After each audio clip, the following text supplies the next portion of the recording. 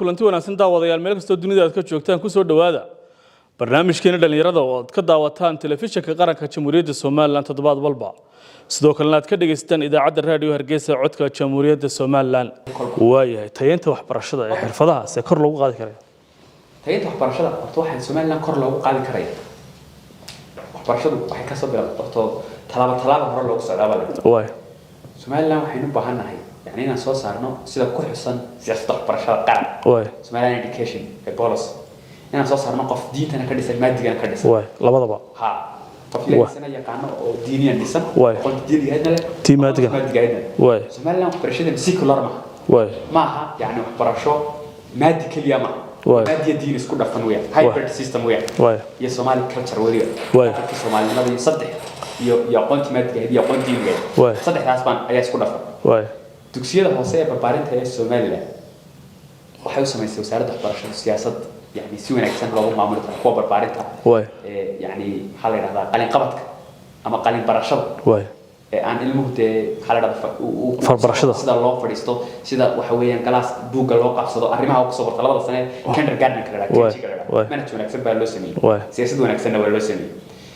marka waxaad moodaa inay laakiin hooseyso siyaasadda way taala fulintii baa ay hooseysa siyaasaddu waxay sheegaysaa inaan qof ajnabi inaan furan karin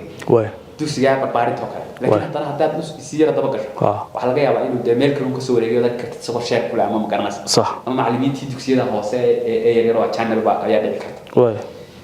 waxaynu u baahanahay sidoo kale inaan toogaano yani inuu qof nooc ma ya skills inaan si qeexnaan u baahanahay qof hadii ka dhisan qeexid bay u baahantahay qof maxay ku tababaran maxay yaqaanaan maxay ka jawaabi karaan ayaan u baahan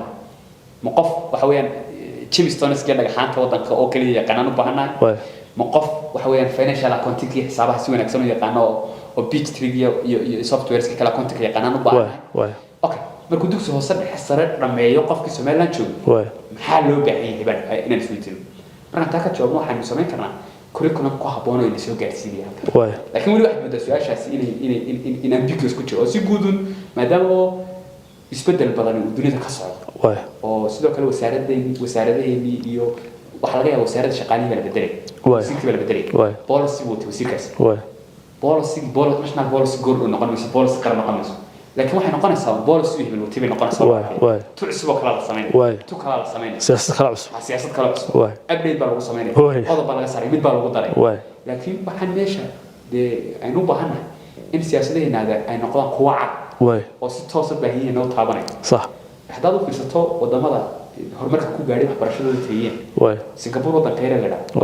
magaalada Hargeysa leeyahay resource mal khayraad mal beera mal guriga dhakadiisa ay beertaan dadkiisu laakiin haddana wuxuu ku jira wadamada imanka lagu soo hirta dhaqaalaha nin baa helay hogaamiye Lee Kuan Yew baa from the third world to the first book leeyahay ku qoran waxa ka keenay dunida saddexaad dunida koowaad oo kale secretka buugaas uu gudbinayo waxa kamid ah waxbarashada tiin quality education ayaan kor u qaaday waxaan baray dadka waxay u baahan yihiin baahiyooda ka turjumay ayaan baray xoolo dhaqashadan baray beerahan baray tusaalahan waxaan baray yani wadankaas waa service country صح resource kulli macdan mal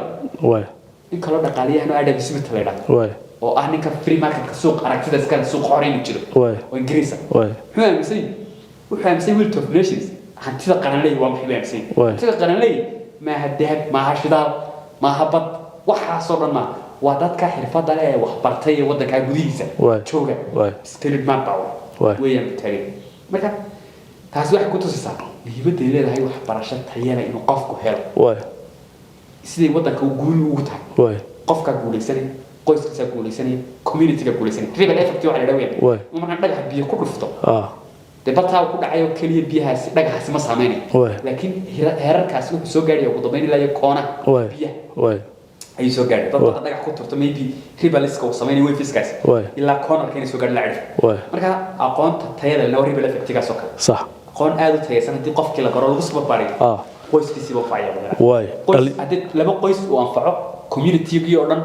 أيو أنفعيه communities بانفعيه أردن ناش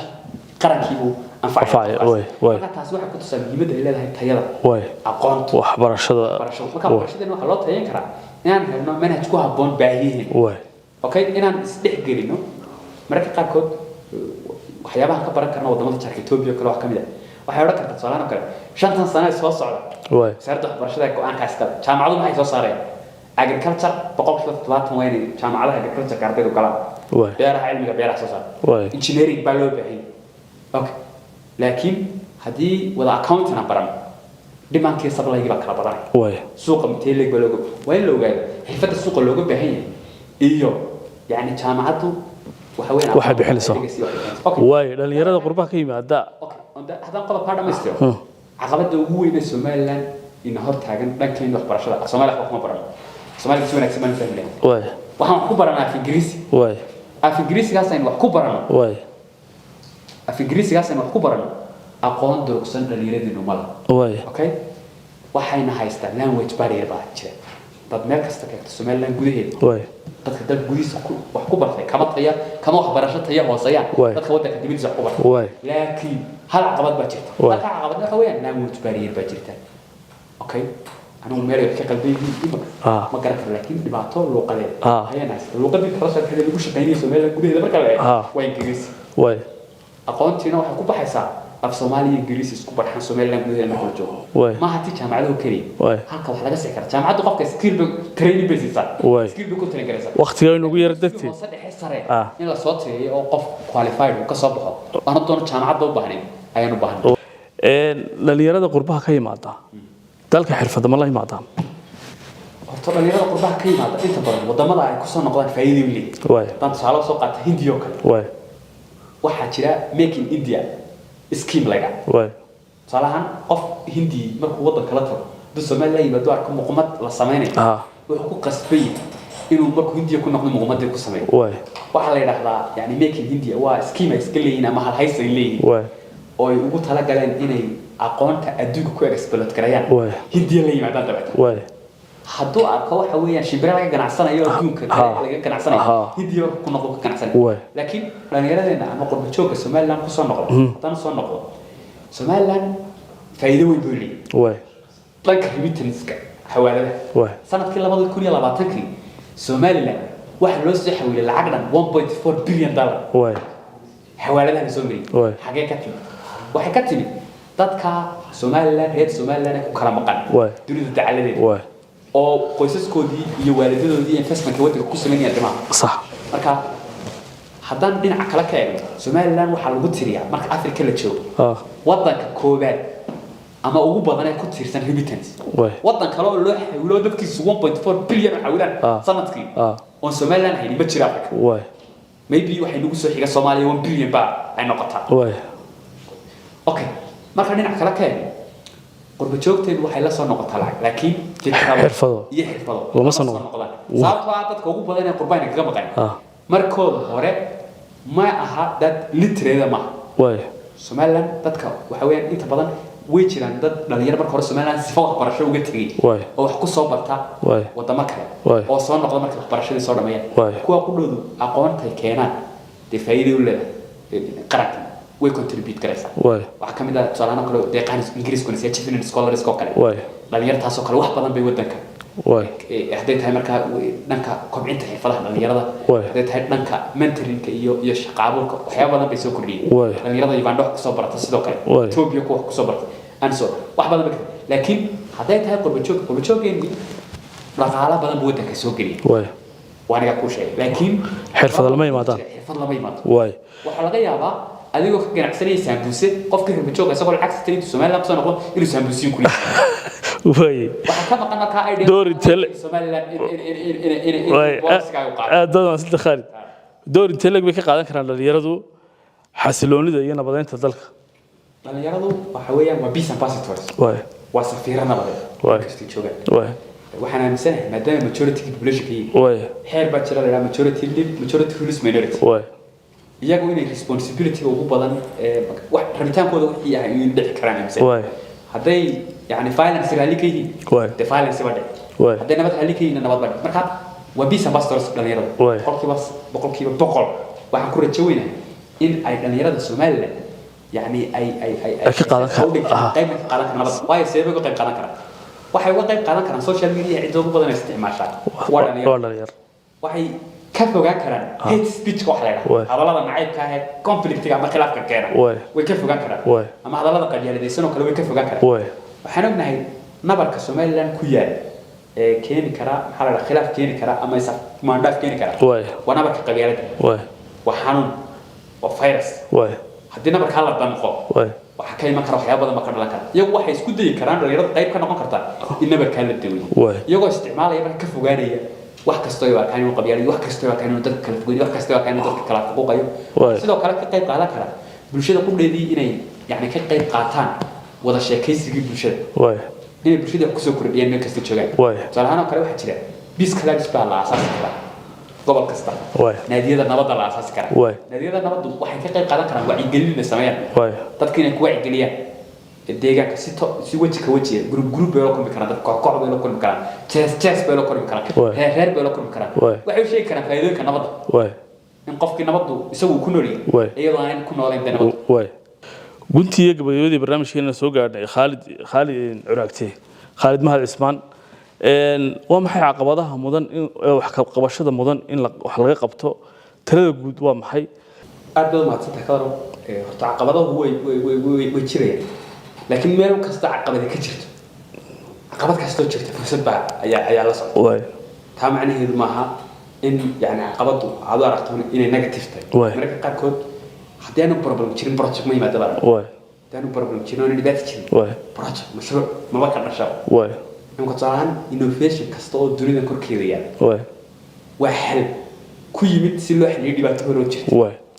okay dhibaato isgaarsiineed jirtay dhibaato warbaahineed jirtay dhibaato haween daal oo jirtay dhibaato aqooneed jirtay dhibaatada marka la aqoonsado halka weyn ku orto Soomaaliland waxyaabaha ugu weyn ee xirfadaha dhalinyarada ay barteen xirfadaha ay dhalinyarada barteen shaqalaan ba jirtaan ugu moodad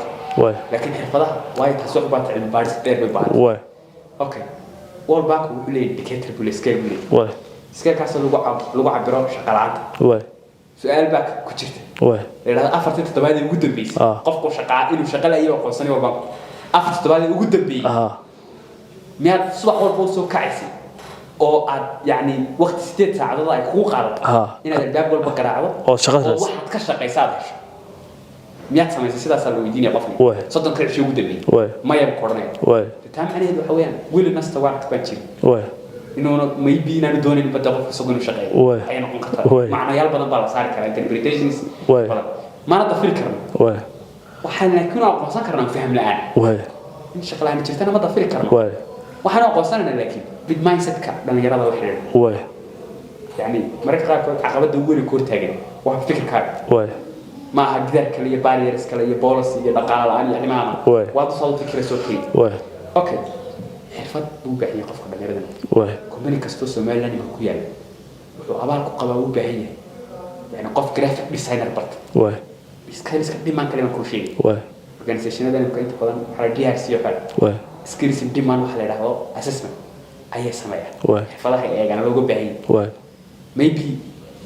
كومباني كاستا دad ku tiraado salaano kale marketing yani social media marketing maadaama oo digital e-commerce la isticmaalayo maadaama yani social media marketing maadaama waxa weeyaan platforms kii dadka keenaysa imka ay noqdeen kuwa online xaal u baahnaan lahayd qof xirfada yaqaan halka inuu ku dhado qof yani product-ga yar ay si wanaagsan ugu sawiri kara oo dadka sawir wanaagsan iga tus kara meherada ay ama xayeysiin kara graphic design way inuu qofkii de xirfadaas oo kale uu yaqaan xirfadaha kale ee keenay waxa kamid ah soo kale qurxinta guryaha gudahooda iyo dibadooda decoration dadka badan ugu badan inoo ka shaqeeyaan waa dadka yimid meelaha Yemen Pakistan Bangladesh India okay waa xirfad waxa weeyaan wax ku ool engineering iyo kale data marka qaarkood ku habad madaama engineer badan in jaamacadaha soo saareen laakiin weli engineerada haysanaa wayiri waxaan u baahanahay in la sii kordhiyo xirfadaha haysan waxaan u baahanahay in يعني dadkii la baro xirfado kuwaas iyo kuwa kale oo dhigo suuq wax ku yiri ma xirfadan iska barto hadaan barteen ka raqadyada sida loo kiciyo waa xirfad laakiin Soomaaliland context marka la joogo de raqad yaan u kiciyo marka loo baahiyo baad kicin sarqad waxa ka muhiimsan inaan raqad saynisan sida sambusa loo sameeyo way sambusa maybe in demand suuqa dhexdiisa marka la eegto waay wuxuu ku jiraa itemska ugu isticmaalka boqolkiiba laba isticmaalo qof waay dib boqol qof ku hormareen waay laba qof baa ka iibsanaya kun qof hadday ku hormareen maybe 20 qof baa ayaa laga yaabaa inay ka dalbadaan waay okay marka dhinac kale ka eegno ha xirfadaha kale ee muhiimka ah ee electricity iyo waxyaabaha kale automotive industries ama mechanical engineering iyo waxa kale wada inta badan geerishada Soomaaliland iyo industries waay baabuurta dib loogu casriyeeyay iyo dib loogu nafeed gareeyay dadka shaqeeya tan qofkan company-gani waay isagu ma kala jecel cid oo shaqeynaysa laakiin wuxuu weey in xirfadii ku haboon booska u buuxsa oo booska u buuxsa waay ugu dambeyn talada guud waa maxay khaal ugu dambeyn talada guud waxa soo jeedinayna aqoon ahaan dhalinyaradu ay kobciyaan aqoontooda waay in ay inuu qof waliba sugin waay in xalada dhamaanteen hadii sugno waxa weeyaan inaan kursi wadayga ku fadhiisano waay dhamaanteen hadii sugno in digreetala naga magacaabo ama wasiirkuna magacaabo ama madaxweynuhuna magacaabo ama agaasimuhuna magacaabo ama boss kale salary inaan ka shaqeyno ama qaadayn adduunka waa sida 20% waa ka shaqeeya sectorka boqolkiiba 20 ay 20 principal balada boqolkiiba 8 ka ka shaqeeya sectorska kale economics kuwa successful ka haddana soo noqon weli lama sheegin qof salary qaadanay oo millionaire ah weligeed ma dhicin laakiin waxa dhici karta baalashada millionaire waa dhici karta possible way dhici kartaa muhiimadda waxa sameynaya waxa weeyaan inuu qofku income generating activity il dhaqaaleyn okay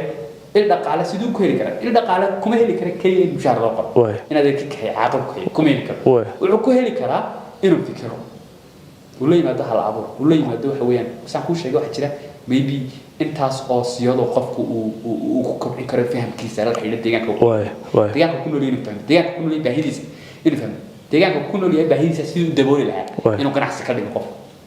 inuu meel fog boodoonin isagoon waxa weeyaan tahriibi isagoon meel kala qaban caqabadaha ka jira deegaankiisa ayuu waxa weeyaan si kala dhigi kara uga faa'iideysan kara si kala oo naga baahnaan aqoon badan hata oo naga baahnaan university degree oo naga baahnaan waxa weeyaan inuu secondary school dhameeyo naga baahnaan primary inuu dhameeyo okay ganacsigu sectorkaasi ma yaqaano qofkan aqoon intellectual kulli maybe PhD holder adiga small business soo nasabna wad ku filan group maybe qofan weligii wax weyn meel wax ugu baranaystay small business bilaabay successful kuna uu qarqarxi karaa sababtoo waa waqti intellectual buu qofkan ku geliyay maamulkiisa iyo IQ-diisa qofka iyo intelligence-kiisa intee gaarsiinta intellectual buu yaqaanaa sida loo qanciyo customers intellectual buu yaqaanaa sida loo soo qiimeeyo product-gan waxay iyo laabahan iibin almi waxaan soo jeedin lahaa in dhalinyartu xirfadooda aqooneed xirfadaha badan inay bartaan aqoontooda inay kobciyaan inay isku dayaan inay hal abuur ganacsi la yimaadaan barnaamijkeena dhalinyarada oo daawadayaal ama dhageystayaal kala socoteen